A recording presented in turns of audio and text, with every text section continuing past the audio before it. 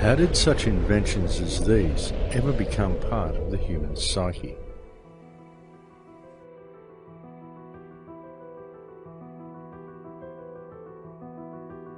But it doesn't stop at advanced technology. For in order for civilization to function efficiently, by necessity, civilization itself brought with it yet another organism, something more hidden, more mysterious, and more insidious than its parent. What it brought with it was a meme.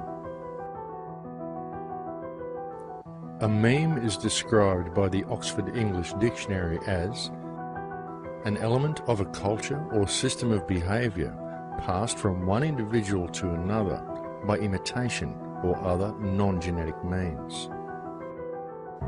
Isn't this an exact description of the system that currently controls humanity? Is it not a fact that when looking at modern civilization and the social, political, financial and legal systems that dictate the behaviour of those within it, what we observe is a system of control that is wholly fictitious? Is it not a fact that it is a system that functions entirely due to people's belief that the system itself is real? It is a system based entirely upon fear, and a system that continues to function solely due to the energy it receives from the human beings within it. Yet the system itself is simply a meme.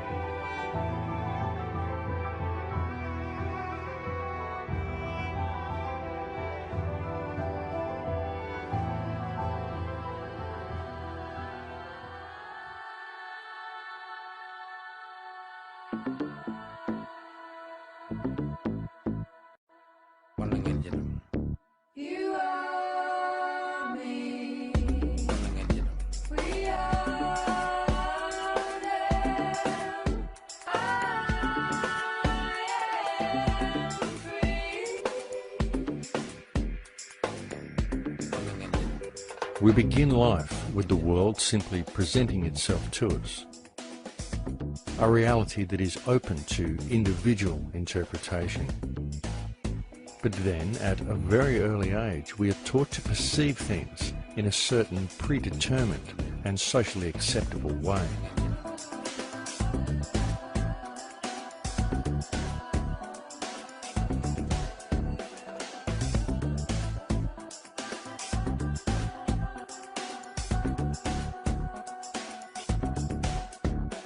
The process begins first at home, where we are influenced by the beliefs, the attitudes, and the behaviour of our parents and siblings.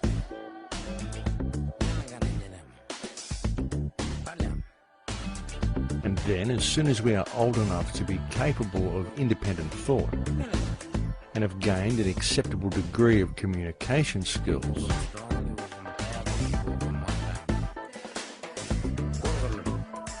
we are immediately placed within a tightly controlled education system, to then begin a process where our minds are carefully and deliberately moulded into a particular way of thinking. A process where little or no deviation from conformity is tolerated.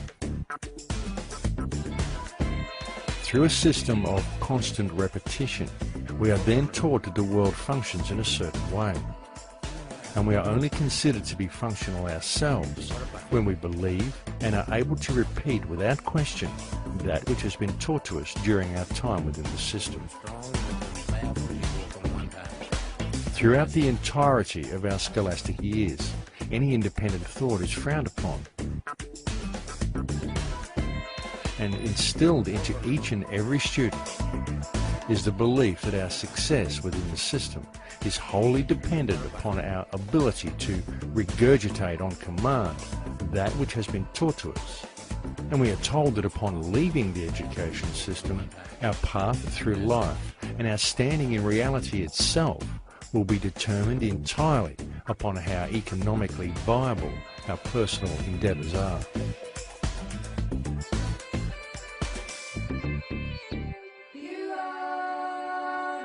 We are taught that it is only through profit and through continual financial gain that our personal success will be measured. We are taught that we must either work for someone or we must strive to gain a position in society where someone else will work for us. But either way, all must work.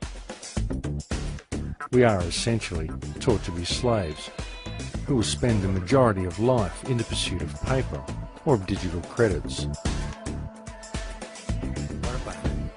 And through our belief that this system is real, we find ourselves living within a society that has been structured in such a way that were we not to dedicate our time to the accumulation of such things, then all that nature has provided for us, all that nature has provided freely for the benefit of all, will remain forever out of reach.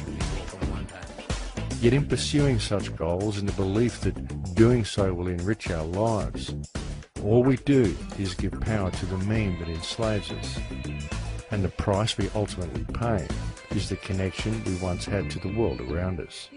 The price we ultimately pay is life itself.